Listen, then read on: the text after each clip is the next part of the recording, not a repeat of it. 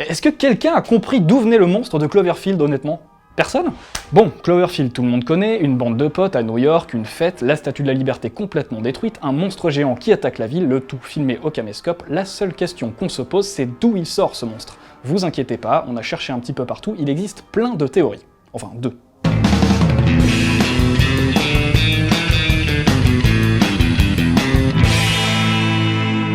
Pour commencer, on va tout de suite préciser un truc important, c'est qu'on ne sait quasiment rien sur la créature de Cloverfield, rien sauf une chose, c'est qu'il s'agit d'un bébé qui cherche sa mère. C'est pas moi qui le dis, c'est Neville Page, le concepteur de la créature lui-même.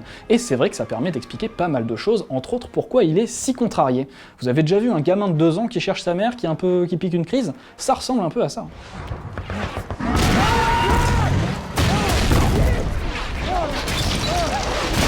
Un bébé monstre donc, ok, mais ça ne nous dit toujours pas d'où il vient. Pour répondre à cette question, il existe deux hypothèses. Hypothèse numéro 1, donc, la plus simple, celle qui est largement suffisante si vous n'avez pas envie de vous prendre la tête pendant des heures et des heures, le monstre vient du ciel. Qu'est-ce qui nous fait dire ça? Eh bien c'est tout simplement la dernière image du film, qui est en fait une vidéo filmée par les deux personnages principaux un mois avant la catastrophe. Regardez en haut à droite de l'écran, on zoome, on fait pause, on met ses lunettes parce que c'est quand même pas évident à voir, est-ce que ce serait pas la créature en train de tomber du ciel, ce petit machin, par hasard? Honnêtement, c'est une hypothèse qui tient la route, ça pourrait largement suffire, mais nous, on vous propose d'aller encore plus loin, parce que je vous l'avais dit, il y a une deuxième hypothèse.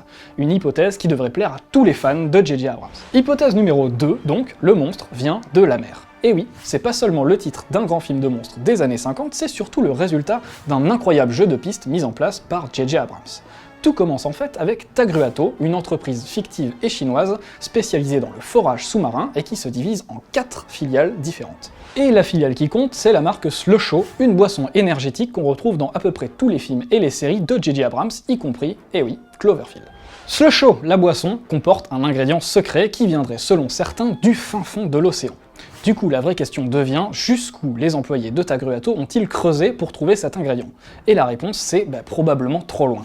Assez loin en tout cas pour réveiller quelque chose, comme en témoigne ce faux JT mis en ligne pour la promo de Cloverfield, et dans lequel on aperçoit une plateforme pétrolière Tagruato mise en pièces par un truc. Honnêtement, c'est une hypothèse qui se tient, ça explique même que le monstre ressemble à ça, c'est vrai qu'on dirait un petit peu ces créatures bizarres qu'on trouve au fin fond des abysses, ça explique également qu'il soit à ce point résistant aux balles et aux missiles, puisque depuis sa naissance, il aurait dû supporter une énorme pression d'eau, et enfin, ça peut expliquer qu'il soit accompagné par ces créatures plus petites, un peu comme ces requins qui sont entourés en permanence de poissons pilotes. En attendant, quand vous irez voir 10 Cloverfield Lane en salle, vous penserez bien à jeter un œil aux fiches de paye du personnage de John Goodman. L'une d'entre elles porte la mention Bolt Futura, l'une des 3 autres filiales de l'entreprise Tagruato.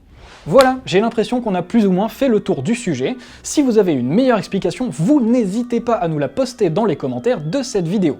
La prochaine fois, on vous expliquera comment E.T. est capable de ressusciter des fleurs et de faire voler des vélos. Mais ça, c'est une toute autre théorie.